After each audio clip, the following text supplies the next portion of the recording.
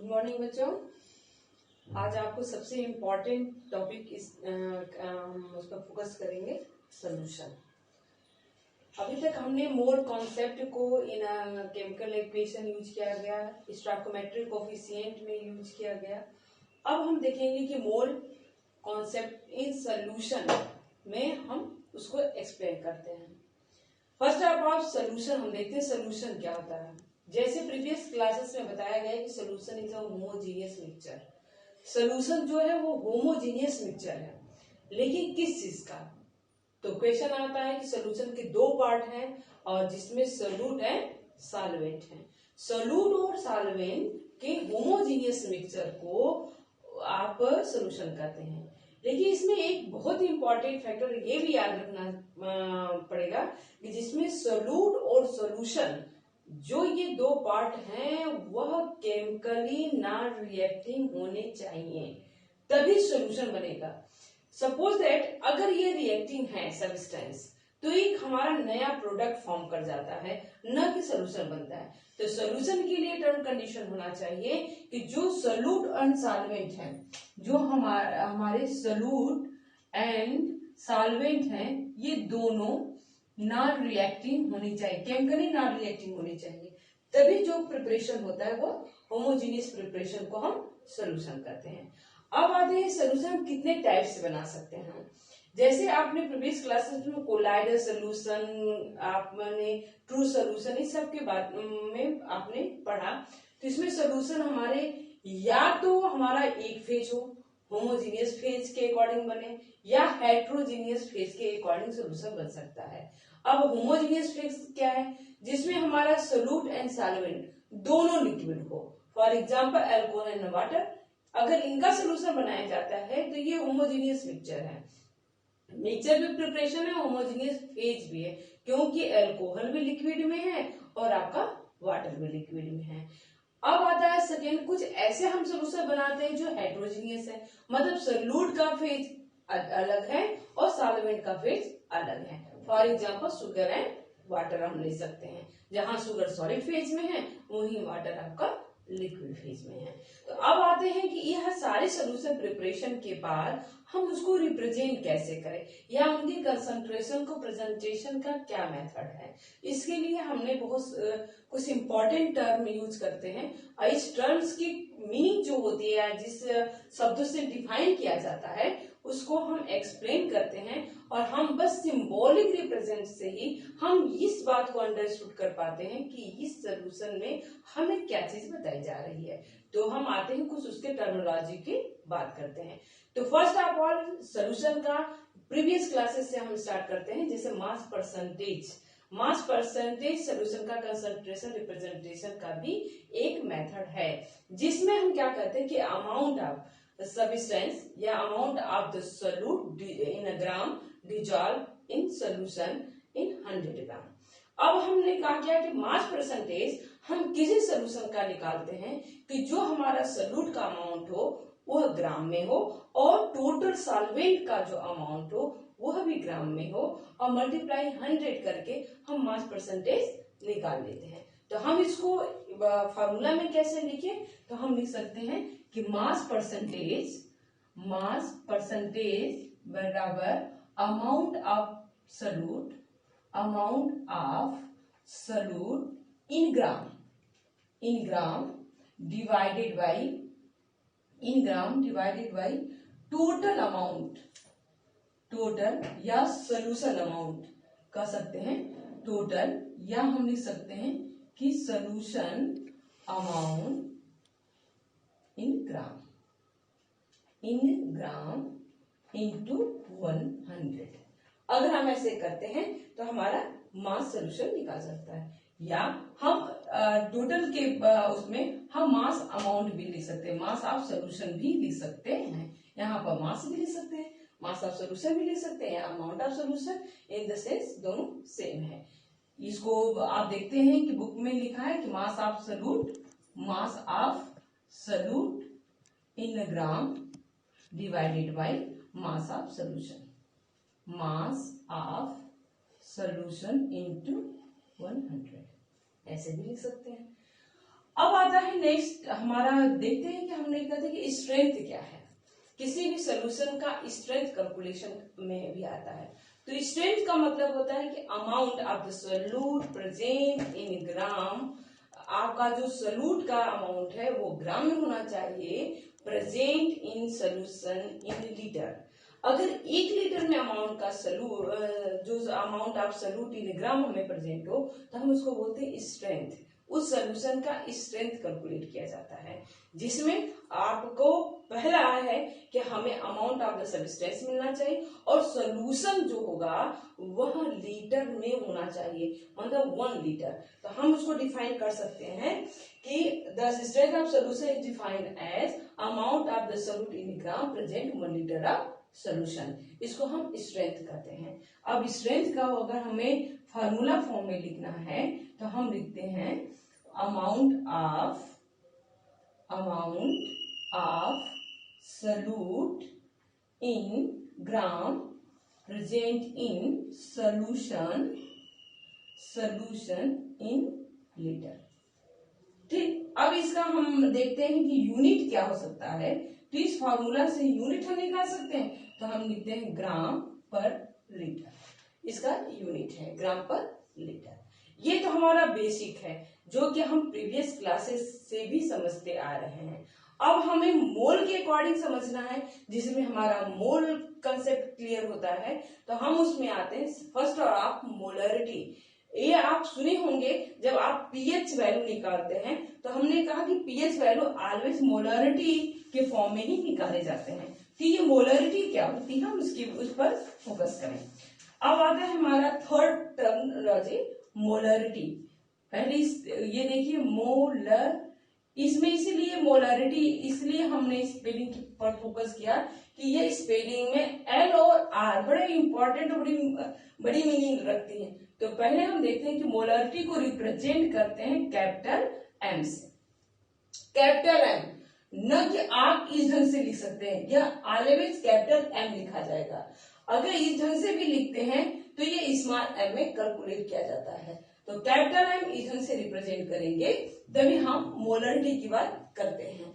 अब आता है मोलरिटी क्या होती है, तो नंबर ऑफ सोल्यूट। इसमें मोलरिटी आता है number of mole of solute dissolve 1 litre of solution. 1 litre of solution. अभी तक हम अमाउंट की बात कर रहे थे सोल्यूट का। अब हमें क्या चाहिए, number of mole of solute dissolve 1 litre of solution. अब हमें सोल्यूट जो है वो मोल में चाहिए और सोल्यूशन जो है वो लीटर में होना चाहिए। लीटर को हम डीएम क्यूब में भी रिप्रेजेंट कर सकते हैं। आप देखते हैं हम लीटर को अपने अकॉर्डिंग, जैसा हमारा सोल्यूशन है हम उसके अकॉर्डिंग अपना कन्वर्जन करते हैं। तो अब मोल कैसे कैलकुलेट किया जा सकता है, तो मोल कैलकुलेट करने के लिए हमारा है कि गिवन मास, आपका गिवन मास या atomic mass of the element divided by molar mass. हम मोलर मास निकाल लेते हैं, इससे हमारा नंबर ऑफ मोल आता है और नंबर ऑफ मोल के अकॉर्डिंग हम लीटर ऑफ सोल्यूशन में मोलरिटी कैलकुलेट कर सकते हैं। तो इसकी भी यूनिट हो सकती है, तो हम इसकी यूनिट लिखते हैं नंबर ऑफ मोल। आप लिखेंगे number of mole means mole की हम लिखते हैं और पर लीटर, या हम मोल पर लीटर इस से भी रिप्रेजेंट कर सकते हैं, या तो आप स्लैश लगा के कर सकते हैं। या ध्यान देने वाली बात यह है बेटे कि सोल्यूशन चूंकि 1 लीटर है, मतलब सोल्यूशन का वॉल्यूम इसमें लिखा गया है, इस पर फोकस किया गया है कि सोल्यूशन का जो वॉल्यूम हो वो 1 लीटर हो। चूंकि वॉल्यूम प्रेजेंट है इस वजह से इस मोलरिटी पर हम टेम्परेचर का भी इफेक्ट देखते हैं। टेम्परेचर के अकॉर्डिंग भी मोलरिटी माने घट और बढ़ सकती है, क्योंकि हमारा जो सोल्यूशन है वह वॉल्यूम पर एक्सप्लेन कर रहा है। तो हम जैसा हम जानते हैं कि volume dependent on the temperature, volume जो होता है वो टेम्परेचर पर डिपेंड करता है। इस वजह से मोलरिटी में जो है टेम्परेचर का भी फैक्टर इफेक्टेड करता है। अब आता है बेटे, ये तो हमारे सोल्यूशन है। लेकिन कुछ ऐसा होता है जैसे हमारा प्रैक्टिकल है, न्यूट्रलाइजेशन रिएक्शन है या हम ट्राइट्रेशन करते हैं, तो हम देखते हैं कि वन एसिड सेकेंड एसिड से हम रिएक्शन कराते हैं या बेस से रिएक्शन कराते हैं। तो एसिड और बेस के रिएक्शन से जो न्यूट्रलाइजेशन रिएक्शन होता है उसमें हम मोलरिटी कैसे नोट करें, या हमारे दो ऐसे सोल्यूशन हैं जिससे हमारे एक सोल्यूशन की मोलरिटी और वॉल्यूम पता हो, सेकेंड जो आपका सोल्यूशन है उसका वॉल्यूम पता हो और मोलरिटी कैलकुलेट करना है, तो हम उसके लिए फॉर्मूला क्या आ सकता है, इसके लिए हम मोलरिटी इक्वेशन फॉर्मूला भी उसको करते हैं। तो वह फॉर्मूला रिप्रेजेंट करने के लिए हमें क्या करना है, हम इसके बात करते हैं। तो मोलरिटी सपोज करो आपका कि अगर सोल्यूशन नंबर 1 की मोलरिटी M1 है और उसका V1 है एंड द सिंपल, जबकि नंबर ऑफ मोल में कोई चेंजिंग नहीं हो रही है, तब के लिए ये इक्वेशन है, और दूसरी की मोलरिटी जो है M2 है और वहीं वॉल्यूम V2 है। अब हमें मोलरिटी नोट करना है या वॉल्यूम नोट करना है, तो उसके लिए इक्वेशन है M1 V1 equal to M2 V2। इसमें 3 टर्म्स अगर हमें नोन हो तो हम 4 टर्म्स का वैल्यू जो है वो कैलकुलेट कर सकते हैं। तो ये तब के लिए है जब हमारा इक्वेशन में नंबर ऑफ मोल कांस्टेंट हो या एक सोल्यूशन को हम डाइल्यूट करके अनदर सोल्यूशन कन्वर्ट करते हैं, तब के लिए ये formula M1 V1 equal to M2 V2 है। अब आता है कि जहां नंबर ऑफ मोल या स्टोइकोमेट्रिक कोफिशिएंट का इफेक्ट आता हो, जिसमें नंबर ऑफ मोल भी चेंज आ रहा है, तो उसके लिए हमें हमारा फार्मूला इसमें थोड़ी चेंजिंग आती है, जिसमें हम लिखते हैं M1 V1 equal to M2 V2। क्योंकि number of mole change in the reaction, तो हम इसमें लिखेंगे N1 डिवाइडेड बाय N2, हम इसको लिखते हैं। अब आता है न्यूट्रलाइजेशन। सपोज दैट ट्राइट्रेशन करना है। अब ट्राइट्रेशन में हमने क्या कहा कि ट्राइट्रेशन हमारे डिफरेंट टाइप का ट्राइट्रेशन हो सकता है, ऑक्सीडेशन ट्राइट्रेशन, न्यूट्रलाइजेशन ट्राइट्रेशन। तो अगर इस ढंग के रिएक्शन है तो न्यूट्रलाइजेशन रिएक्शन के लिए हम इसमें थोड़ा चेंज नहीं है, बस हमने कन्वर्जन फॉर्म में लिख रहे हैं। अब हमें कन्वर्ट करना है कि एसिड और बेस का अगर ट्राइट्रेशन है, तब के लिए फॉर्मूला हमारा आता है, आप इसको ध्यान से उसको रिमेम्बर करना है आपको। उसमें लिखना है NaM1 V1 equal to NbMb Vb, या इसको हम A कर सकते हैं। ठीक है, जो ये एसिड का है ये B पर बेस का है। अगर ये बेस है का सोल्यूशन मोलरिटी है, ये आपका एसिड का है, तो Na जो है वो बेसिसिटी ऑफ द एसिड है और Nb जो है वो एसिडिटी ऑफ द बेस है। इससे हम इसे कैलकुलेट कर सकते हैं। सपोज दैट अगर यही रिएक्शन जो आपका है और रिडॉक्स रिएक्शन में आता है, तो यह है लॉस ऑफ इलेक्ट्रॉनों की संख्या और गेन ऑफ इलेक्ट्रॉनों की संख्या को रिप्रेजेंट करेगा। तो ये आपका 3 फार्मूला हम इसमें यूज करते हैं। पहला फार्मूला आपका आता है M1 V1 equal to M2 V2। Second formula आपका है V1 divided by N1 equal to M2 V2 divided by N2। Third formula जो आपका है M1 V1 equal to N2 M2 V2, हम इसको रिप्रेजेंट करते हैं। इससे हम कैलकुलेशन कर सकते हैं कि जो आपका सोल्यूशन है अननोन मोलरिटी का, उसे हम मोलरिटी नोट कर सकते हैं या वॉल्यूम नोट कर सकते हैं। तो हमें 3 फैक्टर अगर इसका पता है तो हम 4th को कैलकुलेट कर सकते हैं। अब आपकी मोलरिटी सपोज दैट नोट हो गई। अगर हमें मोलरिटी नोट हो गई और हमसे पूछा जाए सोल्यूशन का स्ट्रेंथ क्या है, तो क्या करना है? तो स्ट्रेंथ के लिए हमने अभी आपने बताया था कि solute in gram present 1 litre of solution. तो अब मोल क्या है? मोल नंबर ऑफ सोल्यूट को, नंबर ऑफ मोल अगर हमें सोल्यूट का पता है तो उसके एटॉमिक मास से अगर हम मल्टीप्लाई कर दे तो ग्राम में कन्वर्ट हो जाएगा। तो अगर मोलरिटी हमें पता है तो हमारा जो स्ट्रेंथ का फॉर्मूला होगा वह होगा आपकी जो मैंने मोलरिटी कैलकुलेट किया गया है गुणे मोलर मास। हम उसका मोलर मास नोट कर से मल्टीप्लाई कर दें तो नंबर ऑफ मोल, इसका मीनिंग क्या, number of mole in litre है, उसमें अगर हम मोलर मास या एटॉमिक मास जिसको कहते हो, हम मोलर मास का अगर मल्टीप्लाई कर दे तो ये जो वैल्यू आ जाएगी वो ग्राम में आ जाएगी। तो ग्राम प्रेजेंट 1 लीटर ऑफ सोल्यूशन, तो इससे हम किसी भी सोल्यूशन का स्ट्रेंथ नोट कर लेते हैं। अब आता है हमारा नेक्स्ट टर्म मोलैरिटी। इसको देखना है कि ये क्या है। तो आप पहले इसमें मैंने कहा था कि इसमें आप मोलैरिटी इसकी बात करते हैं। जैसे मोलैरिटी और मोलैरिटी दोनों में डिफरेंस है। अब डिफरेंस क्या है हम उसकी बात कर सकते हैं। इसमें है बेटा स्मॉल एम, इसको रिप्रेजेंट करते हैं स्मॉल एम से, वही मोलैरिटी को हम रिप्रेजेंट करते हैं कैपिटल एम से। इसमें का डिफिनेशन है कि number of mole of solute, number of mole of solute present 1 kg of solvent, मतलब सॉल्वेंट जो होगा वह केजी में लिया जाएगा और सॉल्वेंट लिया जाएगा, ना कि सोल्यूशन।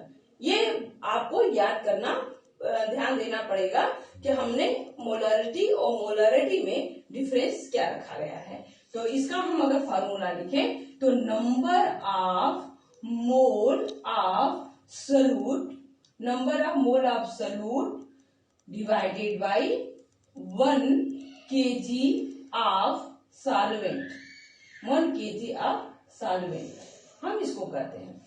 अब इसकी यूनिट क्या हो गई, तो नंबर ऑफ मोल को आपने मोल लिखा पर केजी लिखा, मोल पर केजी।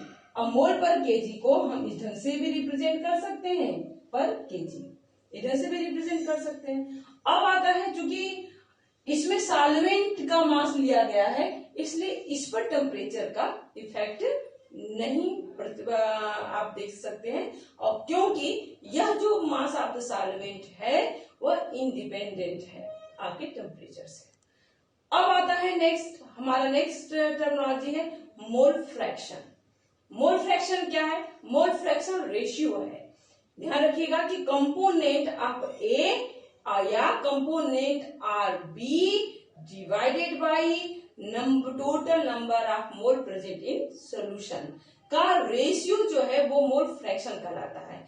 और चूंकि ये रेशियो फॉर्म में लिखा जाता है इस वजह से इसकी कोई भी यूनिट नहीं पाई जाती, या हम यूनिट जो है वह नहीं नोट करते हैं, क्योंकि रेशियो का कोई यूनिट आप रिप्रेजेंट नहीं कर सकते हैं। तो मोल फ्रैक्शन क्या है हम उसकी बात कर लेते हैं।